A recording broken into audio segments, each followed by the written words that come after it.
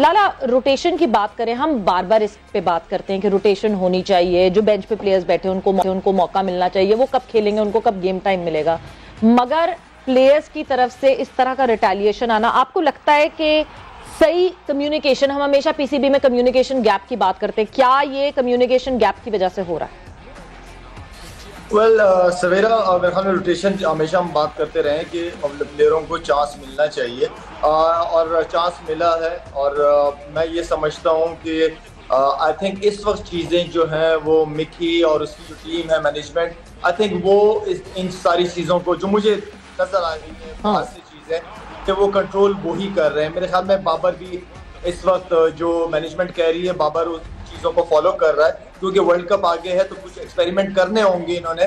तो मेरे ख्याल में इसलिए सारे जो मैनेजमेंट, कप्तान, ये सारे कोचेस जो हैं वो एक ही पेज पे हैं इस वक्त। तो अच्छी बात है, करना चाहिए, लेकिन कुछ चीज़ों को थोड़ा सा क्लियर भी कर देना चाहिए।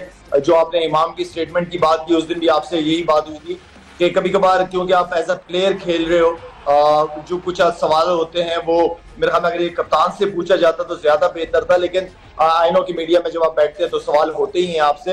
इसको इमाम को चाहिए था कि लेफ्ट कर देता इस सवाल को, इसका जवाब नहीं देना चाहिए था कि किसको चांस मिलना चाहिए, किसको नहीं मिलना चाहिए।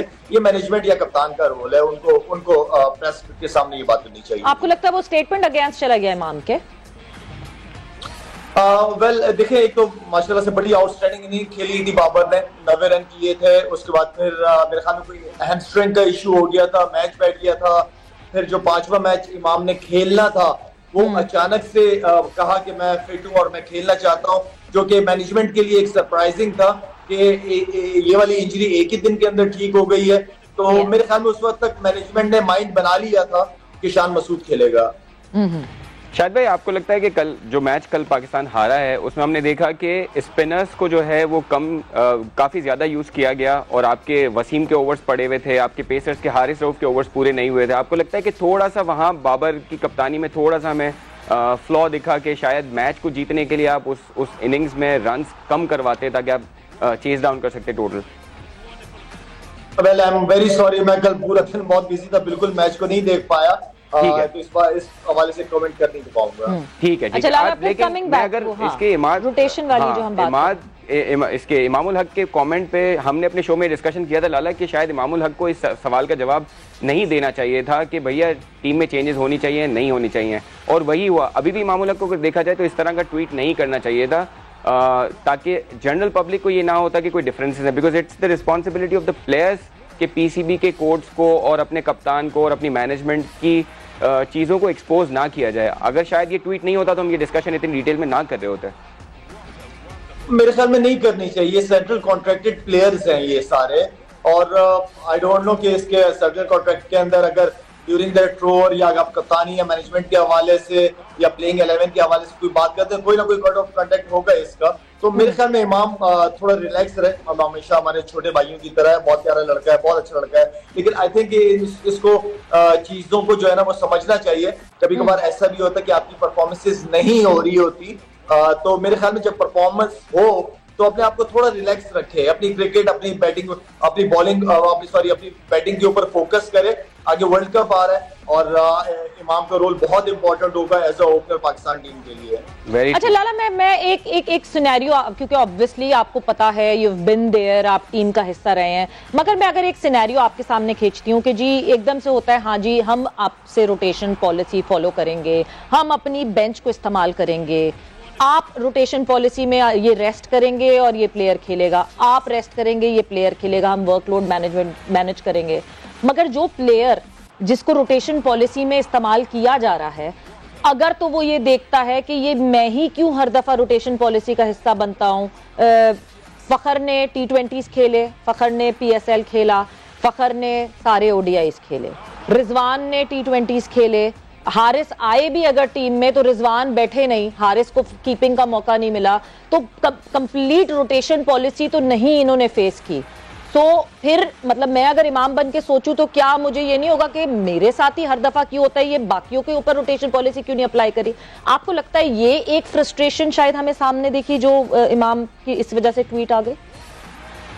देखिए, एक तो क्योंकि इमाम ने रन भी किए, फिर उसको इंजरी हुई थी सवेरे, जिसकी वजह से मेरे ख्याल में वो चौथा मैच नहीं खेला था, और पांचवा मैच इमाम खेल रहा था, फखर नहीं खेल रहा था, क्योंकि फखर के बैक का इशू था, जिसकी वजह से वो रेस्ट करना चाह रहे थे, उसको रेस्ट करा रहे थे, और इमाम को जो है वो खिलाना था, लेकिन इमाम ने कहा कि अभी मैं फिट नहीं हूँ। तो मेरे ख्याल में जिसकी वजह से सॉरी मैनेजमेंट ने पांचवा मैच इमाम को नहीं खिलाया था, क्योंकि उसने कहा कि मैं फिट हो गया हूँ।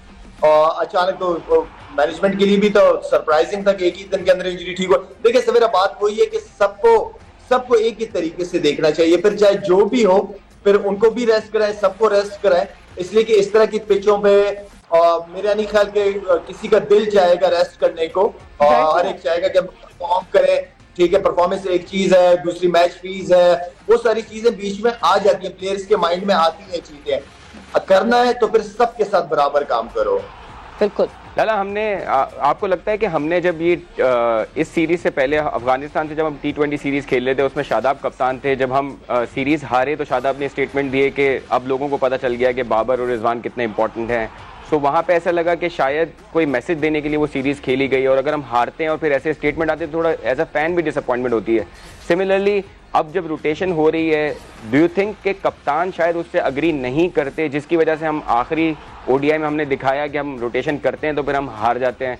तो आपको लगता है कि प्लेयर्स को अपनी परफॉर्मेंस और हार पे फिर इस तरह का स्टेटमेंट नहीं देना चाहिए कि भैया आपको पता लग गया कि वो नहीं खेला तो ये हुआ, उससे फिर फैंस में वो डिस्कम्फर्ट पैदा होता है कि शायद हमारे प्लेयर्स अपना 100% नहीं देते।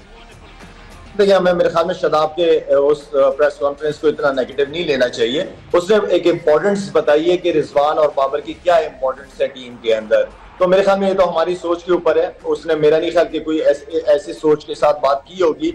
और दूसरा ये जो आप बात कर रहे हैं, क्या बात कर रहे थे आप यार? दूसरा ये अब जैसे इमामुल हक टीम में नहीं थे और हमारी अप्रोच बिल्कुल डिफरेंट लगी, हम उस तरह आपका टॉप ऑर्डर बिल्कुल ही फेल होता गया। और उसके बाद भी अगर आप देखें यार फैसल, आप मुझे ये बताएं, क्या आप फैसला मुझे ये बताएं, आप 4-1 सीरीज जीते हो यार, किस चीज की हार की बात कर रहे हो? क्या वो खेलने नहीं आए हुए थे?